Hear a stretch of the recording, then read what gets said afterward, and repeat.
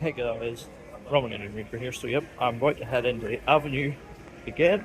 Didn't expect I'd be back here so soon, but I'm here to attend, as you can tell by the t-shirt, a Star Wars re-release. Yeah, I'm about to head in to see A New Hope. Not seen it on the big screen before. Obviously I've seen it a few times down the years, but never on the big screen until now. So I'm very, very excited to give it the proper full luxury big screen experience. So yeah, I'm gonna head upstairs, get seated, order my food from my seat to watch A New Hope.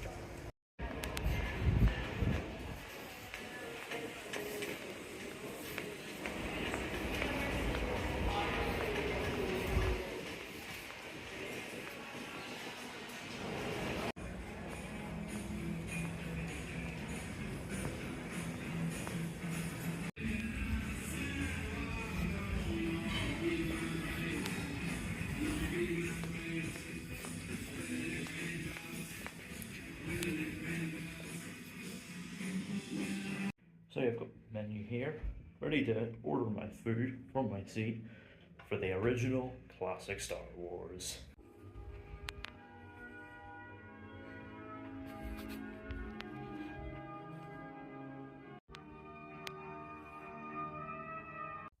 So yeah, A New Hope, I'm back from seeing it. This is obviously not my first time watching the film, but it is my first time seeing it on the big screen. And so what better way to experience it than an empty cinema screening, all by yourself, with no one else there.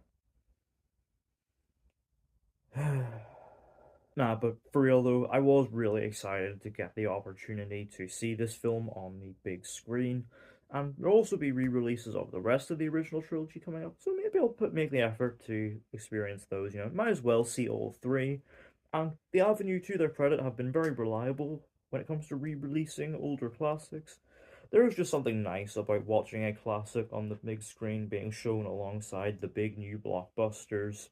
But does this particular classic hold up in the year of our Lord 2024? Let's find out. So the film sees Princess Leia Organa get captured by the Dark Lord Darth Vader, believing that she has the stolen plans for the Empire's planet-killing space station, the Death Star, which could potentially give the Rebel Alliance a tactical advantage. The plans end up actually being contained on the memory banks of droid R2-D2, who, along with other droid C-3PO, escape and crash land on the planet Tatooine, where they're soon found by farmer Luke Skywalker, who discovers on R2's memory banks a transmission directed at Obi-Wan Kenobi. And so, teaming up with Obi-Wan, along with cocky smuggler Han Solo, they set out on an adventure across the galaxy to rescue the princess and also potentially help the rebels save the day. So, yeah, look, it's very easy to potentially look at this as very quaint in comparison to, the scale and spectacle that we get nowadays with our blockbusters. But honestly, I don't think that's necessarily the case because I think this holds up wonderfully. This doesn't just feel like a product of its time. This feels like, a film that, it feels almost timeless in a way. It can be enjoyed by anyone at any point in time. It is just an excellent, excellent piece of blockbuster filmmaking, and its impact on blockbuster scale cinema is just undeniable. I mean, for one, what's striking about this in comparison to a lot of contemporary blockbusters is the slower pace that allows us to immerse ourselves in this larger galaxy, and also allows us to spend time getting to know the characters and their dynamics, which really makes them feel all the more well-rounded and fleshed out. And obviously, narratively speaking, it actually holds up surprisingly well. Obviously the allegories George Lucas was going for at the time, a rebellion standing up to, a larger empire, still ring true in 2024, if the last few years have been anything to go by. So, it gives it this sort of timeless quality. But also, what lends it this sense of timelessness is the wonderful craftsmanship on display here. Like, seriously, it's irrelevant how you feel about the CGI additions to the original trilogy that George Lucas created. It's very much the easily accessible way to watch these movies at this point. There's nothing we can really do about it. But it does not take away from the film and the sheer level of craftsmanship on display here. And there are tons of wonderful practical sets and locations. There's lots of miniatures and like practical puppetry and amazing costume design. And it really just, enhances the world that's being built by really making it feel real and tangible. And obviously, it's enhanced by really creative and unique sound design and John Williams's iconic score, which at this point it needs no introduction. But what makes it so like damn entertaining to watch, apart from the blockbuster spectacle, which is incredibly very satisfying, all these, X-Wing dogfights and lightsaber duels and shootouts with stormtroopers. All that stuff is incredibly fun and exciting to watch. But what really makes it stick are the characters and just how damn likable they are. And it helps as well. The performances across the board are great. You got Mark Hamill as Luke. He is absolutely excellent. Does a great job embodying Luke's naivety and innocence, but also his strive to fulfill his potential and do some good for the galaxy. He's a very likable and relatable hero that we can all get behind. He's just such a damn good character. You also got Carrie Fisher as Leia, who, yes, needs rescued by the guys, but she's no damsel in distress. Like, she can really stand up for herself and hold her own, and she's got such a, sense of authority about her, which Carrie Fisher sells wonderfully. You also got Harrison Ford as Han Solo. He is incredibly fun. He's got this real, like, gruff, roguish charm about him. You got this sort of, this grouchy demeanor. He's very much the straight man to some of the larger than life characters. Yeah, and he is super, super fun. You've also got Alec Guinness as Obi-Wan, aka Old Ben, who, does this great job of embodying sort of sage wisdom and parting this knowledge on to Luke for his journeys.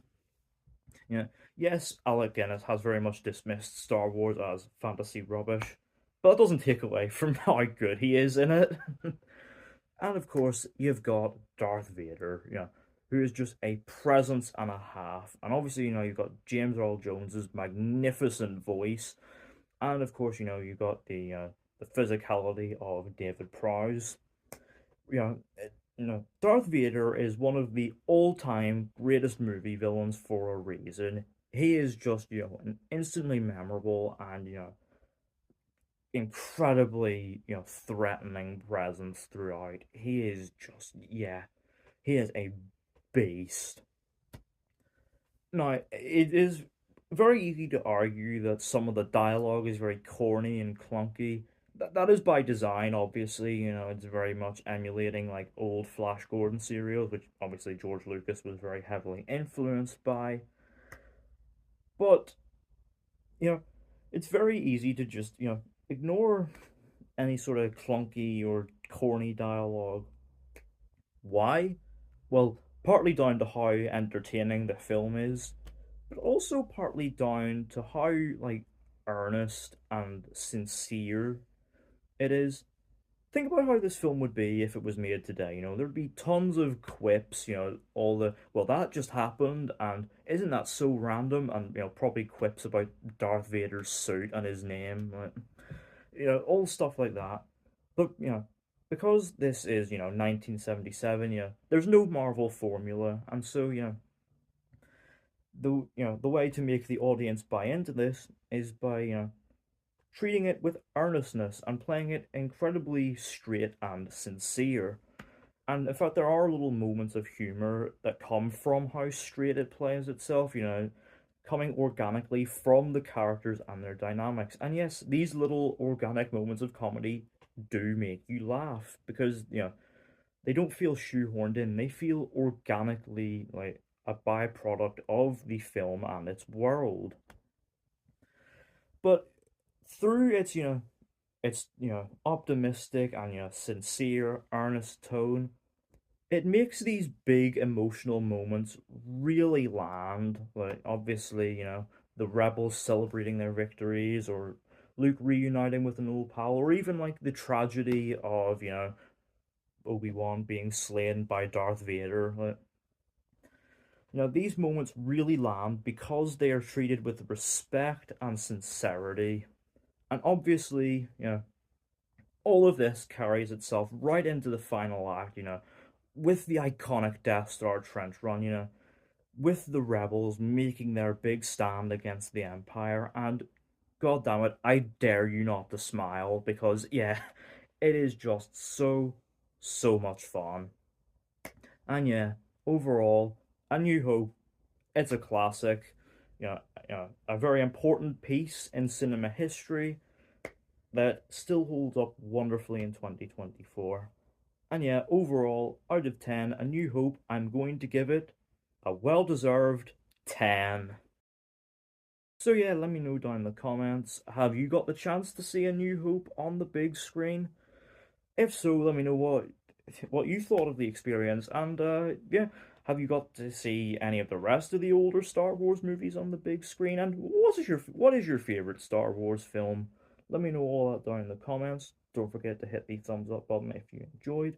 Don't forget to hit the subscribe button if you're new, and don't forget to turn on post notifications so you don't miss an upload.